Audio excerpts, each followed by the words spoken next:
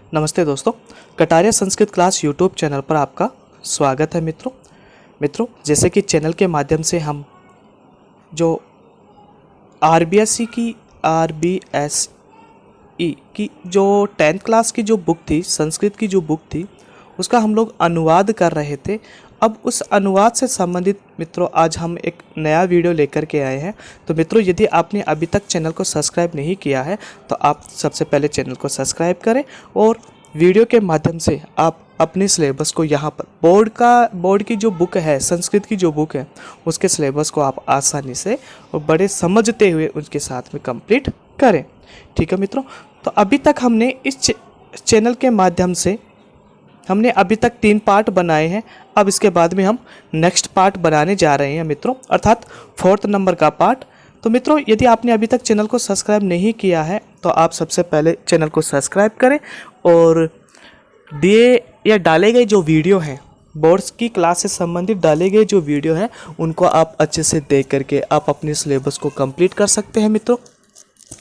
ठीक है दोस्तों, तो जैसे कि यहाँ पर 4th पार्ट है, जैसे कि हमारे पास में 4था पार्ट यहाँ पे चल रहा था और ये जो यहाँ पर है जैसे अभिज्ञानम न केवलम महाकवि कालिदास है, ये इसका परिचय था और इससे संबंधित हमने अभी तक 3 भाग हम लोगों ने यहाँ पर बना लिया है मित्रों।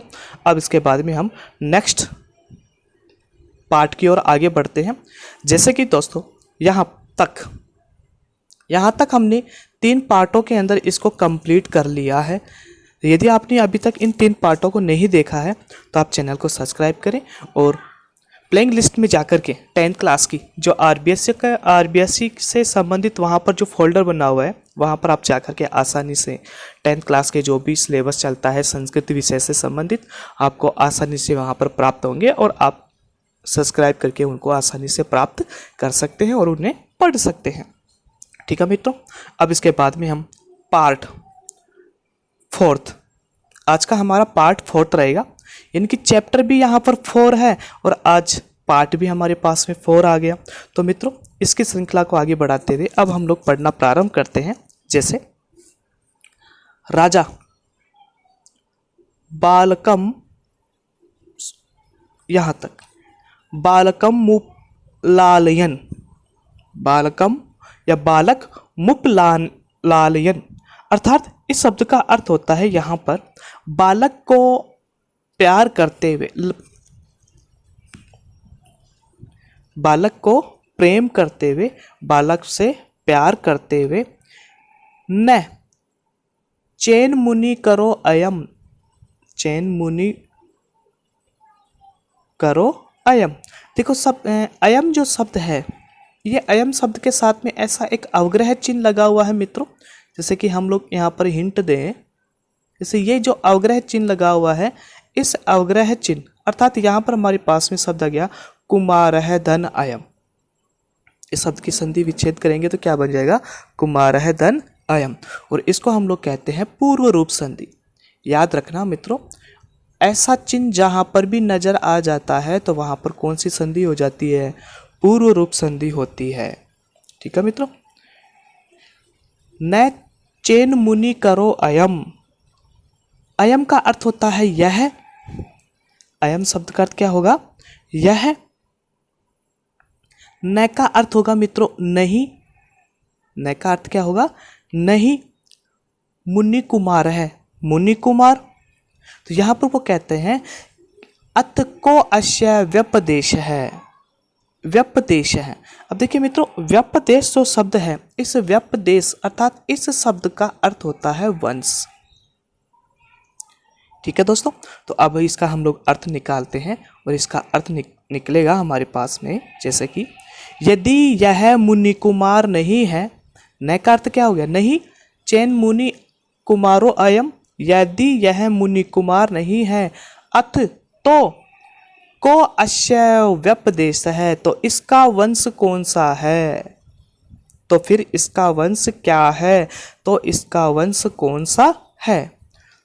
तापसी जो तपस्विनी थी, वो तपस्विनी बोलती है पुरु वंश है, पुरु वंश का, वो क्या कहती है मित्रों, पुरु वंश का। राजा बोलता है आत्मगतम, मन में, आत्मगतम शब्द का अर्थ क्या होता है? मन में। कथम एकान्वयो मयम, क्या इसका और मेरा एक ही वंश है? कथम यानी क्या, कथम शब्द का अर्थ क्या हो गया? क्या। एका, एका का अर्थ हो गया एक ही। अन्वयो, अन्वयो शब्द का अर्थ हो गया मित्रों यहां पर वंश। मम यानी मेरा, मम शब्द का अर्थ क्या होता है? मेरा। क्या इसका और मेरा एक ही वंश है? ठीक है दोस्तों, अब इसके बाद में आगे बढ़ते हैं। प्रकाशम, प्रकाशम का अर्थ होता है प्रकट, प्रकट में। न पुनरात्म गत्या मनुष्याणाम एषः विषयः। यहां पर वो कहता है कि न पुनरात्म गत्या, अर्थात न का अर्थ हो गया नहीं, पुनः, पुनः यानी फिर, आत्मगत है, आत्मगत का अर्थ हो गया यहाँ पर शक्ति से संबंधित। मनुष्याणाम एषः विषय है, अर्थात किंतु यह स्थान, इसका अर्थ होता है किंतु यह स्थान मनुष्य को अपनी शक्ति से प्राप्त नहीं हो सकता। किंतु यह जो स्थान है, यह स्थान मनुष्य को अपनी शक्ति से प्राप्त नहीं होता है। तापसी बोलती है, यथा भद्रमुखो भणति, हे भद्रमुख अर्थात हे सज्जन पुरुष। भणति, भणति शब्द का अर्थ होता है बोलना, आप ठीक कहते हैं। हे भद्रमुख आप ठीक कहते हैं। अप्सरः संबंधे नायस्य जनयत्र देवगुरोस्तपोवने तपोवने प्रसूता।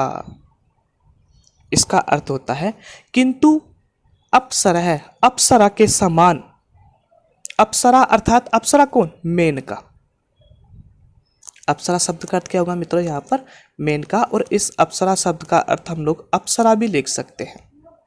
किंतु अप्सरा या मेनका के संबंधे नाश्य, संबंधे नाश्य शब्द का अर्थ हो गया संबंध से। मेनका के संबंध से, मेनका के संबंध से जनन्यत्र, जननी धन अत्र, जनन्यत्र शब्द की संधि विच्छेद क्या होगी मित्रों? जननी धन अत्र। अर्थात यहाँ पर क्या आ गया? ई, और यहाँ पर क्या आ गया? उ। ई उ रील री के बाद में यदि असमान स्वर आता है तो ई के स्थान पे क्या बना देंगे? यह। तो फिर कौन सी संधि हो गई दोस्तों? यण संधि। कौन सी संधि हुई यहाँ पर? यण संधि हो जाती है, जननी धन अत्र। ठीक है दोस्तों, नेक्स्ट यहाँ पर हम लोग कहते हैं, अर्थात यहाँ पर हम लोग समझ रहे हैं कि किंतु अप्सरा और मेनका के संबंध से जनन्यत्र, इसकी माता ने, जनन्यत्र शब्द का अर्थ हो गया इसकी माता ने, देवगुरोस तपोवने अर्थात इस देवगुरु मारीच के आश्रम में, इस देवगुरु मारीच ऋषि के आश्रम में प्रसूता, प्रसूता शब्द का अर्थ होता है मित्रों जन्म देना, जन्म देना। प्रसूता शब्द का अर्थ क्या होता है? जन्म देना। अर्थात इसका अर्थ हो गया कि अप्सरा अर्थात मेनका के संबंध से इसकी माता ने, इसकी माता ने देवगुरु महर्षि मारीच ऋषि के आश्रम में इस बालक को क्या दिया? जन्म देती है, अर्थात इसको जन्म दिया है। एक बार फिर से इसके अर्थ को समझे। अप्सरा या मेनका के संबंधे नाश्य, संबंध से जनन्या अत्र, इसकी माता ने देवगुरोस तपोवने अर्थात देवगुरु महर्षि मारीच ऋषि के आश्रम में, तपोवने का अर्थ हो गया तपोवन या आश्रम में, प्रसूता, प्रसूता शब्द का अर्थ होता है इस बालक को यहाँ जन्म दिया है। ठीक है मित्रों, नेक्स्ट आगे बढ़ते हैं हम लोग। फिर इसके बाद में है राजा। राजा बोलता है अपवार्य है।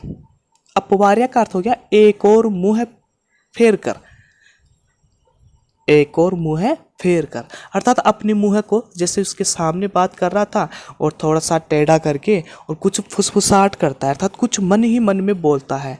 हंत है, हंता है शब्द का अर्थ हो गया ओ है। हंता है शब्द का अर्थ क्या हो गया? ओ है। द्वितीयम इदम आशा जननम। द्वितीयम इदम आशा जननम। द्वितीय का अर्थ हो गया मित्रों दूसरा। द्वितीय का मतलब क्या हो गया? दूसरा। इदम का अर्थ हो गया यह।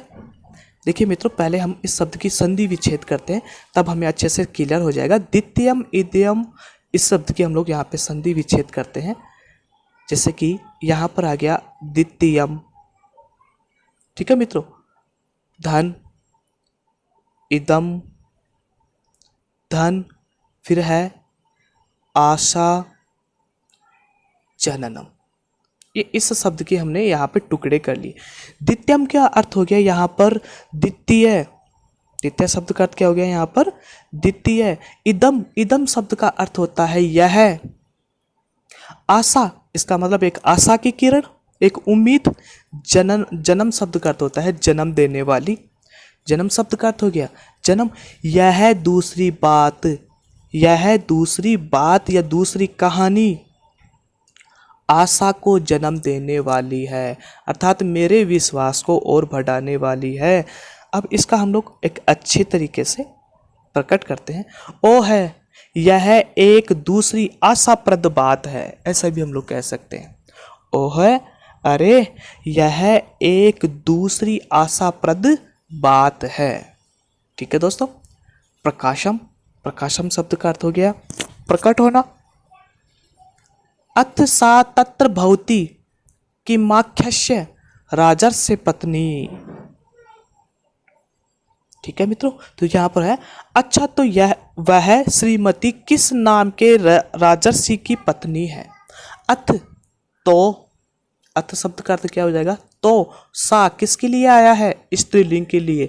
इसका अर्थ क्या होगा? वह। तत्र भवति, तत्र भवति का मतलब हो गया वह जो स्त्री है।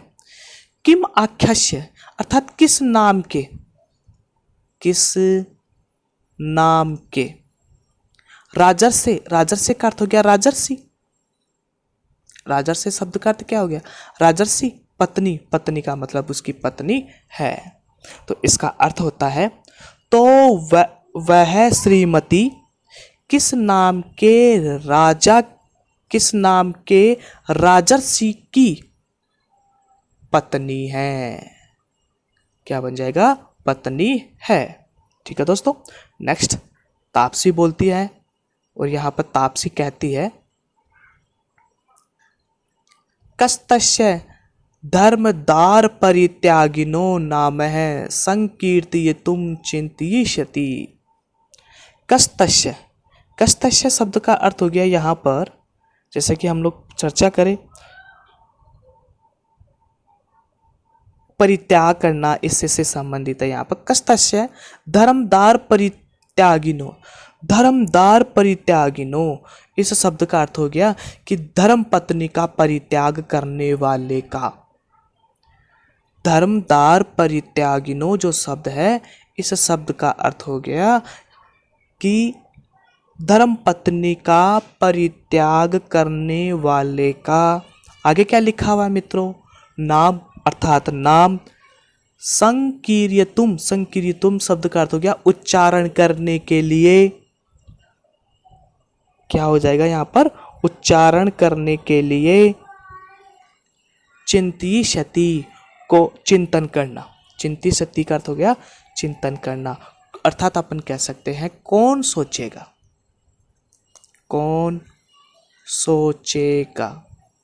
ठीक है दोस्तों, तो यहाँ पर होता है, इसका अर्थ निकलेगा अपनी धर्म पत्नी का परित्याग करने वाले राजा का नाम, अपनी पत्नी का धर्म, अपनी धर्म पत्नी का परित्याग करने वाले राजा का नाम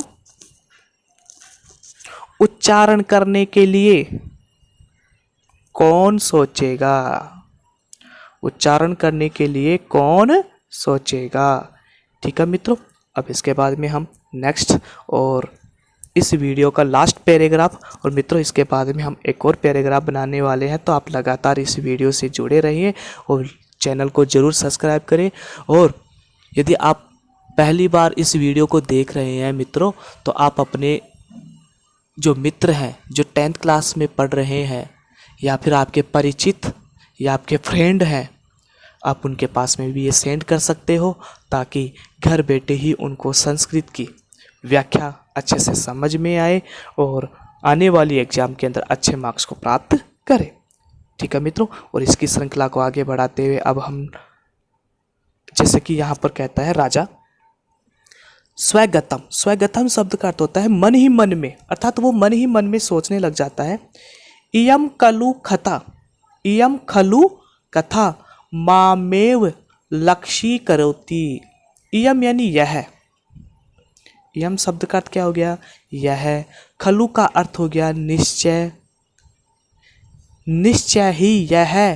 कथा, कथा का मतलब हो गया कहानी, क्या बन जाएगा, कहानी। माम एव है, मेरी ओर ही या मेरी तरफ, मेरी ओर या मेरी तरफ। लक्षी करोती, लक्षी करती, अर्थात मेरी ओर ही या मुझे ही लक्ष्य करती है। अर्थात निश्चित रूप से यह कहानी मेरी ओर ही इंगित कर रही है, मेरी ओर ही इशारा कर रही है। ठीक है दोस्तों, फिर इसके बाद में जैसे कि बालक जो राजा है वह राजा बोलता है, यदि तावद अस्य शिशोर मात्रः नामतः पृच्छामि तो अथवा अनार्य परदार व्यवहार है।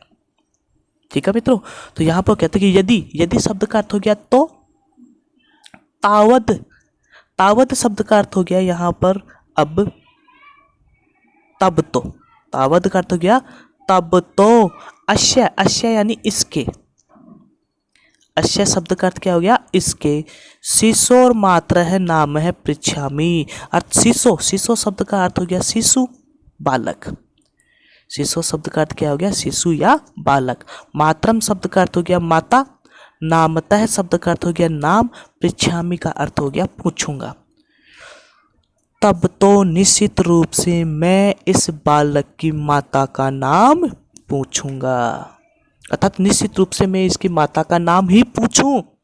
अथवा अनार्य पर दर व्यवहार है, लेकिन, अथवा का अर्थ हो गया लेकिन, पर स्त्री के विषय में बातचीत करना शिष्टता का व्यवहार नहीं है। लेकिन वो अपने मन ही मन के अंदर ये बात सोच रहा है कि तब तो मैं निश्चित रूप से ही उसकी माता का नाम पूछूंगा, लेकिन अथवा अनार्य पर दर व्यवहार है, अर्थात पराई स्त्री के बारे में बातचीत करना शिष्टता का व्यवहार नहीं है। प्रविश्य मृड मयूर हस्ता, और एक जो तपस्विनी जो थी, मोर लेने के लिए जो आश्रम में गई हुई थी, वह अपने हाथों में मिट्टी का बना हुआ जो मोर था, उस मिट्टी के बने हुए मोर को लेकर के वहां पर प्रवेश करती है। ठीक है मित्रों, तो यह है हमारा आज का चैप्टर। इसके बाद में हम नेक्स्ट पार्ट और बनाने जा रहे हैं। तो मित्रों लगातार आप इस वीडियो से जुड़े रहिए, इस चैनल से आप लगातार जुड़े रहे, और यदि आपको ये चैनल पसंद आया हो तो आप इस चैनल को लाइक करें, शेयर करें और सब्सक्राइब करें। धन्यवाद मित्रों।